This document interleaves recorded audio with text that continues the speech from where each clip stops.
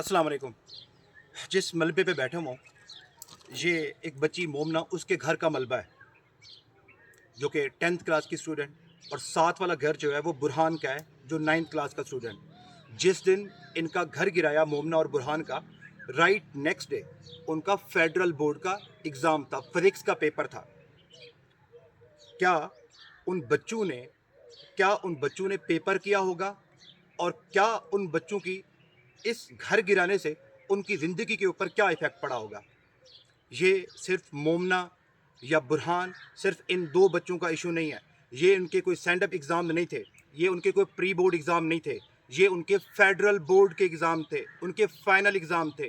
मोमना का 10th का paper था, बुरहान का 9th का फिजिक्स का पेपर था। शाम को घर गिराया, सुबह उन बच्चों ने पेपर देना था। ये इन दो बच्चे नहीं हैं, इस तरह के हज़ारों बच्चे हैं।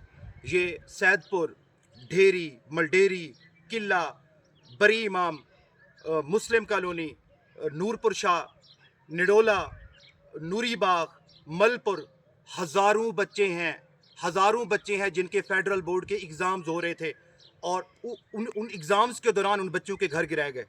उन बच्चों ने क्या एग्ज़ाम्स दिए होंगे और उन बच्चों का मुस्तकबिल क्या होगा, मुझे नहीं पता। हमारी हुकूमत दावे करती थी कि हमने फ्री एजुकेशन देनी है, हमारी हुकूमत दावे करती थी, बल्कि मैं तो ये सुनता था कि पेफ को दे दिया ताकि बच्चों को फीस ना देनी पड़े। अब हज़ारों बच्चे इनके अपने कामों, इनके अपने जुल्म से, हमारी गवर्नमेंट के अपने जुल्म से, अपने हाथों से हज़ारों बच्चे स्कूलों से बाहर चले गए हैं। हज़ारों बच्चों का मुस्तकबिल क्या होगा, मेरी समझ से बालातर है। ये तो ये तो कहते थे, बल्कि गवर्नमेंट स्कूल्स में कहते थे हम बच्चों को दूध पिलाएंगे कि बच्चे आएँ। यहाँ पे अपने हाथों से ही हज़ारों बच्चों का मुस्तकबिल इन्होंने तबाह कर दिया है। क्या हमारे एजुकेशन मिनिस्टर, क्या हमारे एजुकेशन मिनिस्ट्री ऑफ एजुकेशन, क्या उनको ये नज़र नहीं आ रहा? क्या पाकिस्तान चंद लोगों का है? क्या सिर्फ इनके बच्चों को पढ़ने का हक है? ये मोमना, जिसके मैं घर के मलबे पे बैठा हुआ हूँ, जिस बच्ची को अभी तक उसका कसूर नहीं पता कि मेरा घर क्यों गिराया गया है, ठीक है, उस मोमना का क्या कसूर था जिसका next day federal board physics का एग्ज़ाम था और उसका घर गिरा दिया गया? ठीक है, मुझे एक बात कहनी है, आखिरी बात है बस। पिंडी इस्लामाबाद के लोगों से मैं कहना चाहता हूँ कि प्लीज़ इन इलाकों को विजिट तो करें ना। जाए ना ज़रा मुस्लिम कॉलोनी, जाए ना ज़रा नूरपुर शाह, आए ना ज़रा इधर सैदपुर में। लोगों की तबाही तो देखें, उन बच्चों के साथ इस हुकूमत ने, इस जालिम हुकूमत ने क्या किया, उनको देखें तो सही। बल्कि उस मलबे में मेरी पिंडी और इस्लामाबाद के लोगों को, क्योंकि उनको घूमने फिरने का वैसे भी बहुत शौक होता है, उनसे रिक्वेस्ट है, उस मलबे पे जाएं। उस मलबे के नीचे देखें, शायद किसी बच्चे का आपको बस्ता मिल जाए, बैग मिल जाए उस मलबे में। शायद किसी बूढ़ी माँ की टूटी हुई ऐनक मिल जाए आपको।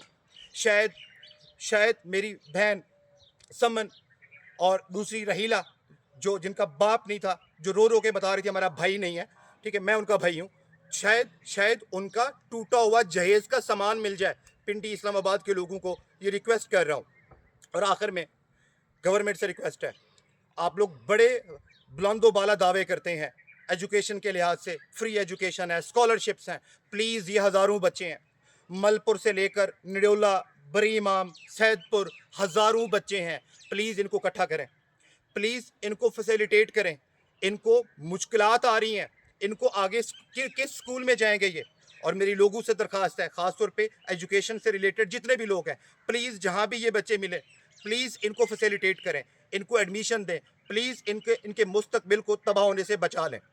और आखिर में इन सारे लोग जितने भी हैं, मलपुर से लेकर बरी इमाम, मुस्लिम कॉलोनी, सैदपुर, सारे बच्चों से मैं रिक्वेस्ट कर रहा हूँ कि मैं आपका भाई हूँ, कि आपको एजुकेशन के लिहाज से, अपनी स्टडी के लिहाज से किसी भी किस्म का कोई भी प्रॉब्लम है, एडमिशन का प्रॉब्लम है, फ़ी का प्रॉब्लम है, प्लीज़ लेट मी नो। मैं आपकी हेल्प करूँगा, मैं आपकी आवाज़ बनूँगा, मैं आपका भाई बनूँगा इंशाल्लाह। प्लीज़ इस हुकूमत के इस जुल्म को आप भूल जाएं। आप कोशिश करें एक अच्छे पाकिस्तानी बन के